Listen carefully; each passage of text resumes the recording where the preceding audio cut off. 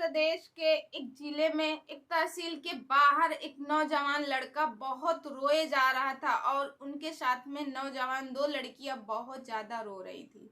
तो दोस्तों नमस्कार, मैं मधुलिका आप सबका स्वागत करती हूँ आपके अपने यूट्यूब चैनल जिसका नाम है मधुलिका यूपीआरबीएल। दोस्तों एक लड़का है जो कि उत्तर प्रदेश में जो तहसील दोस्तों एक लड़के का नाम दीपक रहता है और उसकी दो बहनें रहती हैं और वो बहुत ज्यादा इस समय परेशान था। दोस्तों एक दिन वो लड़का जाता है एक तहसील के अंदर और वहां पे अपनी 2 बीघे की जमीन किसी के नाम पे करने जाता है। वहां की जो रजिस्ट्रार मैडम रहती हैं और तो उनसे वो बात करता है और वहां पे जब जाता है तो वो देखता है, मैडम जब देखती हैं कि अरे ये तो दीपक है, तो कहता है, मैडम कहती है दीपक जमीन क्यों किसी के नाम पर, क्या जरूरत है जो तुम अपने 2 बीघे की जमीन बेच रहे हो। तो दीपक मने मन रोता रहता है और उसकी आंख से आंसू छलक जाते हैं। ये देख के रजिस्ट्रार मैडम को लगता है कोई बात है, तभी तो ये लड़का इतना परेशान है। अच्छा उससे पूछता है कि तुम्हें, तो वो कहता है कि मैम मुझे बहुत ज्यादा जरूरत है, ये पूछिए कि मेरी जिंदगी ही मानो है ये। तो फिर उसके बाद वो वहां पूछताछ करती हैं, वो अपना अंगूठा लगाता है, साइन करता है, फिर बाहर चला आता। फिर उसके बाद दोस्तों जो लोग ले रहे थे 4-5 लोग, वो सारे लोग वहां आ जाते, उनसे पूछते ये लड़की को आपने पैसे दे दिए। वो बोलते हाँ मैडम हमने पैसे दे दिए और मेरा तो और इससे ज्यादा पैसा पड़ता है, मगर मैंने इसके ऊपर रहम खा दिया और मैंने नहीं लिया। ऐसा करके वो लड़के बोलते और हंसते हैं। 4-5 लोग रहते। फिर उसके बाद दोस्तों क्योंकि वो जो आए थे 4-5 लोग वो अक्सर तहसील में आया जाया करते थे। जो संजना मैडम रहती है उनको ये चेहरा जाना पहचाना रहता है, क्योंकि वो हमेशा आए दिन आना जाना उनका लगा रहता है। वो कम से कम 6 महीने में कम से कम 15 से 20 बार आ चुके थे किसी न किसी की जमीन का रजिस्ट्रेशन करवाने के लिए या जमीन खरीदने के लिए। तो वो अक्सर आया जाया करते थे और वहां पे सारे कागज वगैरह सब कुछ बने थे। दीपक को सिर्फ साइन करनी थी और सिर्फ अंगूठा लगाना था और वहां बयान वगैरह जो भी होता वो सब करने थे। उसके बाद वो सारे लोग चले जाते हैं, आपस में खुशियां मनाते हैं कि चलो जमीन मिल गई, मिठाई खिलाते हैं एक दूसरे को।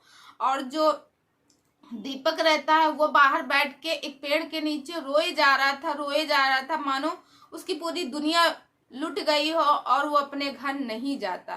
दोस्तों जैसे ही वो आदमी पहुंचते हैं तो पता चलता है गांव में कि इनकी जो दीपक की जमीन है इनको दे दी गई, लिख गई, क्योंकि वो 2 ही बीघे की जमीन रहती। जब उनकी बहनों को देखते हैं कि अरे मेरा भाई नहीं आया, तो वो परेशान हो जाती कि मेरा भाई आखिर अभी क्यों नहीं आया है।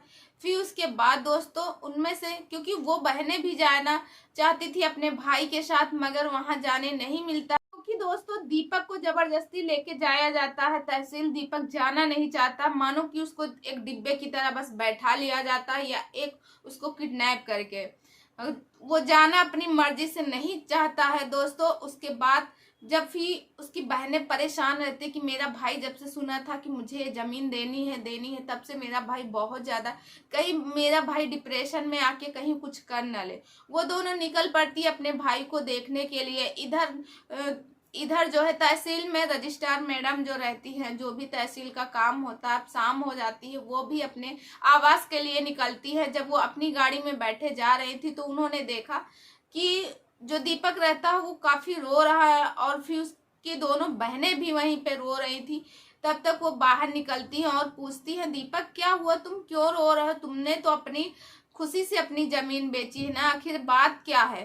तो दीपक कुछ नहीं बोलता है, मगर उनमें से जो दीपक की 2 बहनें रहती है उसमें से जो छोटी वाली बहन थोड़ा सा होशियार और तेज रहती है, तो वो बोलती है कि मैडम हमारे भाई जमीन बेचना नहीं चाह रहे थे मगर जबरदस्ती ली गई। तो वो बोलती है अच्छा ठीक है, तुम यहाँ नहीं मेरे आवास में आना, शाम को मिलना आके, मैं वहीं पे मिलूंगी। फिर उसके बाद थोड़ा सा आगे वो लोग जाते हैं और फिर शाम को दीपक नहीं जाना चाहता था, मगर मैडम उसी समय दीपक का नंबर ले लेती हैं, दीपक के पास वापस कॉल करती हैं। फिर दीपक अपनी दोनों बहनों के साथ मैडम के आवास में जाता है।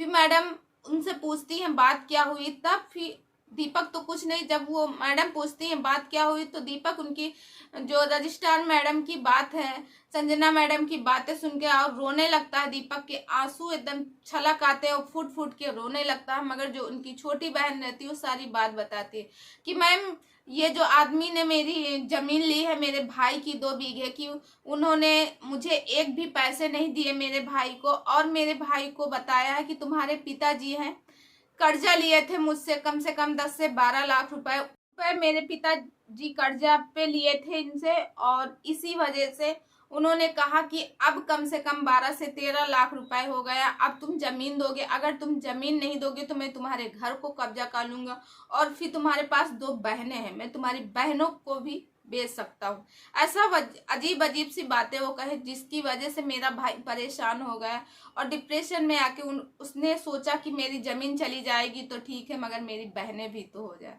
सेफ रहेंगी। इतना कह के तीनों भाई बहन फूट फूट के रोने लगे। और फिर उसके बाद तो दोस्तों वहां पे जो रजिस्ट्रार मैडम रहती है उनको समझाती हैं, तुरंत उनके साथ में जाते हैं एसडीएम मैडम के पास। एसडीएम मैडम, क्योंकि रजिस्ट्रार मैडम पहले से उसके ऊपर शक रहता है, दोनों लोग प्लानिंग करती हैं कैसे भी करके इसको पकड़ाया जाए। अब इस समय सबूत उनके हाथ में लग जाते हैं।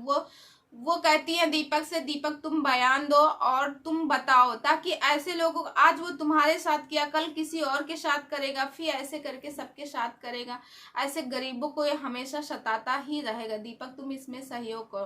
दीपक पहले तो ना बोल देता है, कहता है मैडम मेरी जमीन गई कोई बात नहीं, हम 2 बहन और भाई तीनों लोग मिलकर मेहनत मजदूरी करके 2 टाइम में 1 टाइम खाना खाऊंगा, मगर मुझे अपनी चिंता नहीं, मेरी बहनों को कल को कुछ हो जाएगा, मैं कहाँ रहूंगा, कहीं मुंह दिखाने लायक नहीं रहूंगा।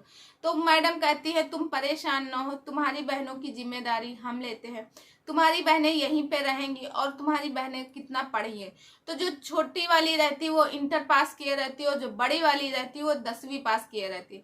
तो वो कहती है कि ठीक है, यहीं पे कोई काम कर ले। तो एक पार्लर सीखती है और एक जो है वहाँ पे सिलाई का काम करती है। तो 6 महीने के लिए कोर्स वहाँ करवा देती है मैडम, और तुरंत उसी दिन कहती तुम्हारी बहनें जो हैं गाँव नहीं जाएंगी।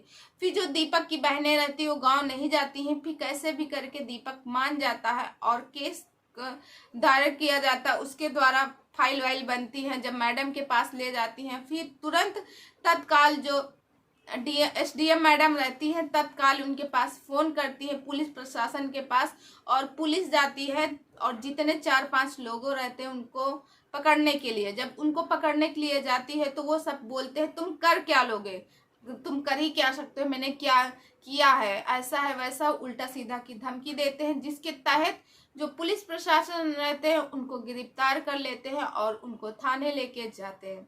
अब जब वो लोग हो जाते हैं, उन्होंने कहा कि तुमने झूठ में दीपक से जमीन लिखवा ली है, बल्कि दीपक के पास कुछ नहीं। तो उसने तो जो वो रहते हैं 4-5 लोग, वो कहते हैं नहीं, इनके पिता ने मुझसे पैसे लिए थे, 3 लाख रुपए लिए थे, तो आज नहीं तो कल वो तो देंगे ही, अब तो बेटा देंगे ना। तो जो रजिस्ट्रार मैडम रहती, ठीक है इनके पिता ने लिखवाई थी जमीन, पैसे लिए थे, तो मुझे उन पैसों के कागज दिखाओ, तुम्हारे पास क्या प्रूफ है कि इनके पिता ने जो तुमसे पैसे लिए थे। तो उनके पास दोस्तों कोई प्रूफ नहीं रहता, क्योंकि आए दिन वो किसी ना किसी को पैसे ही दिया करते थे वो लोग, क्योंकि झूठ में उनके पास कोई रिकॉर्ड नहीं रहता, कुछ भी नहीं रहता। इधर दोस्तों उनकी बहनें जो हैं दीपक की सिलाई और एक ब्यूटिशियन कर रही थी। 6 महीने पूरे हो जाते हैं, इधर केस दायर हो जाता है, आज भी केस चल रहा दोस्तों।